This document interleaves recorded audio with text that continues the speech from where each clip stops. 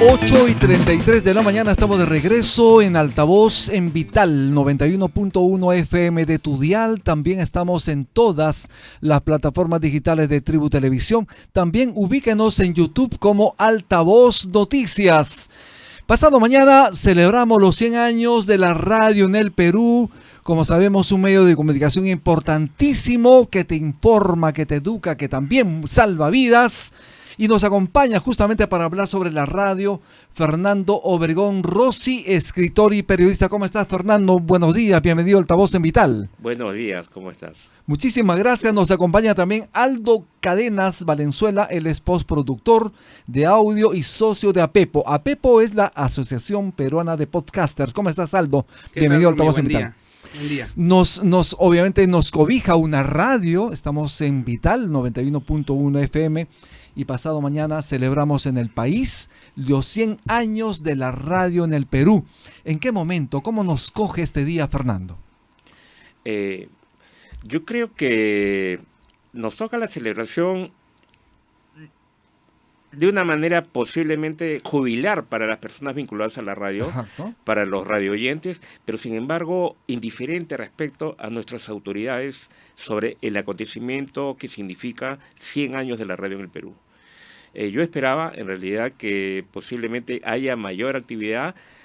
A la justa, en las últimas semanas se ha coordinado algunas sesiones solemnes que va a haber en el Congreso el día jueves. La Municipalidad de Lima se ha pronunciado en comunicado a favor de la radio, pero por parte del gobierno, del Ejecutivo, el Ministerio de Cultura, yo pensé que iba a haber algo mayor, teniendo en cuenta la importancia que tiene la radio para la vida social del país. Importantísimo. Aldo, y justamente sobre el tema, tú como joven comunicador, villarrealino además, ¿no? Así es. Además, alumno de Max Obregón Mikkelsen. Yo Nuestro también profesor. he sido nuestro profesor, obviamente, en la Universidad Villarreal. Y Fernando Obregón Rossi es hijo también del Así patriarca de la radiodifusión en el Perú, Max Obregón Mikkelsen. Aldo, ¿cómo nos coge este centenario de la radio en el país? Mira, en este momento estamos viendo cómo las nuevas tecnologías están llegando y las estamos viendo desarrollar. Los medios tradicionales de alguna manera están siendo golpeados, ¿no? Tanto prensa como televisión y como radio también.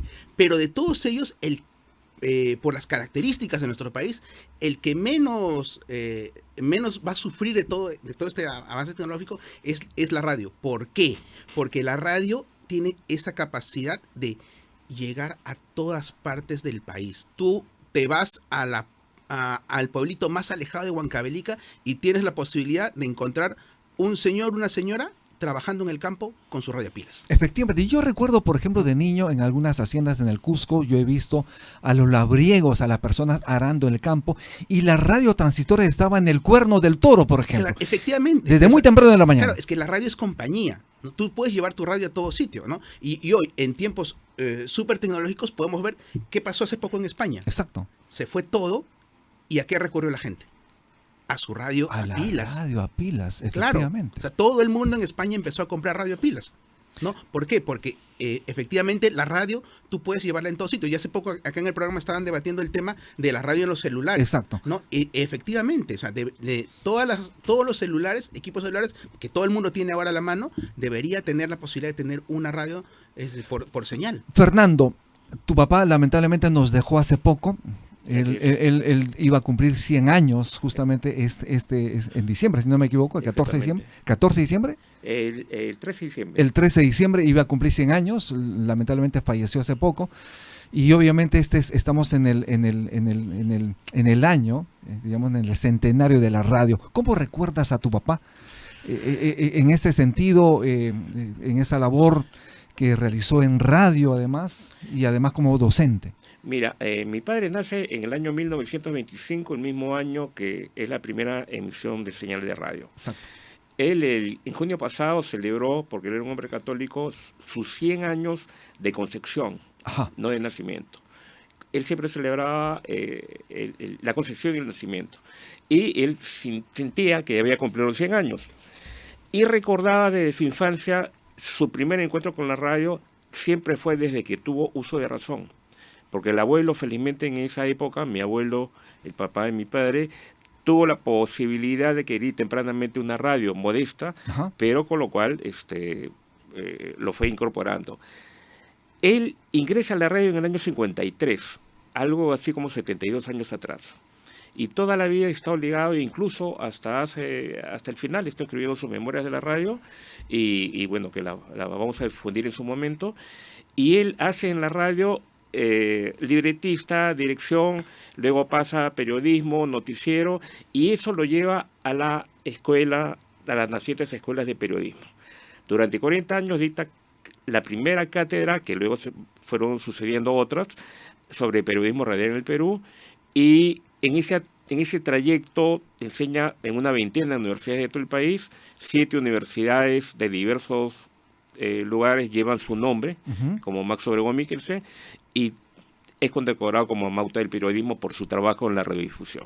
Por ejemplo, Max Obregón Mikkelsen es epónimo de mi promoción. Mi promoción en la universidad lleva su nombre, el nombre de tu Mira, papá.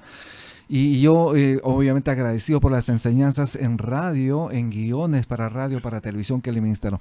Pero, Aldo, me dijiste en algún momento que Max Obregón Mikkelsen es culpable, entre comillas, de que tú tengas mucho apego a la radio. ¿Es así? Sí, primero por la pasión en que el profesor nos enseñaba las cosas que respecto a la radio. Segundo, por el método que empleaba para explicarnos cómo era el quehacer de la radio. Obviamente, él nos contaba desde su experiencia cómo era el quehacer de esa radio, pues, 80s, 90s, ¿no? Entonces, eso a nosotros nos dio un orden y una metodología de trabajo también, ¿no? Y adicionalmente, como colofón, pues, el profesor Mikkelsen tuvo la gentileza de inmediatamente salir a la universidad, colocarme en una radio. Ajá. Me recomendó para una radio, y yo entré el año 98 a una radio, y yo sigo en radio hasta el día de hoy, Importantísimo. haciendo diferentes cosas, ¿no? Pese a que además existe otros formatos de difusión de contenidos. Claro, o sea, la radio en el Perú es súper diversa y hay muchas cosas que atraviesan el quehacer de la radio, ¿no? O sea, tú puedes hacer radio desde campañas de radio, puedes hacer radios desde esos maravillosos sistemas de autoparlantes que hay, de radioparlantes que Exacto. hay en algunas provincias del país. Tú puedes hacer radio local, radio comunitaria, ¿no? Y hasta llegar a las grandes ciudades ¿no? A hacer radio pues masiva, ¿no? Exacto. Entonces, todas esas variantes de la radio, ¿no? Felizmente las he podido conocer. Y ahora en estos últimos años, pues, llega, digamos, el hijo nuevo de la radio, ¿no? Que ya está empezando a entrar acá, que es el podcast. Exactamente. ¿No? Fernando, es importante explicarle a las audiencias cómo fue la primera vez de la radio en el Perú. Como sabemos, pasado mañana se cumple el centenario, si no me equivoco, a las 11 de la mañana exactamente. Explícale a las audiencias de qué se trata. A ver, la radio llega al Perú por una necesidad de modernización bajo el gobierno de Leguía, pero también por una necesidad política que tenía Leguía para afianzar sus logros, y estábamos a puertas de lo que iba a ser la resolución del problema de Tacna y Arica con Chile. Exacto. Entonces la radio se presenta como un vehículo eficaz para el poder político de poder cohesionar la sociedad. Fuera de los logros comerciales, empresariales, la idea, la necesidad de empezar a vender radioemisoras que empiezan a surgir en diversos formatos, en el fondo hay una necesidad política de llegar a la radio. Leguía lo entiende. Nosotros sabemos el personaje que fue Leguía en la historia del Perú, y Leguía lo asume. Sin embargo, esta necesidad política se convierte rápidamente en una necesidad empresarial y social. La radio desborda rápidamente, no por la cantidad de emisoras que se van a dar, porque la radio se inaugura el 20 de junio a las 11 de la mañana, hace 100 años, el 20 de junio, sino que al año siguiente se apaga porque aparentemente no es negocio, porque no había muchos receptores. ¿Entendible? Sin embargo, los informes periodísticos de la época señalan que al año y medio era tal la cantidad de receptores piratas que la gente escuchaba radio ya del extranjero, por la onda corta. No hay que olvidar que en ese momento la señal en el aire era absolutamente limpia y podíamos sintonizar por onda corta radios del extranjero, de Argentina, de Estados Unidos, etcétera. Así es. Y por eso es que inmediatamente empiezan a aparecer las radios privadas para cubrir esa necesidad, ese espacio de la gente que estaba necesitando contenido. Estamos en Radio Vital 91.1 FM de tu dial, también estamos en las plataformas digitales a través de Altavoz. Vamos a hacer una pausa, estamos con Fernando Obregón Rossi y Aldo Cadenas Valenzuela. Ya regresamos.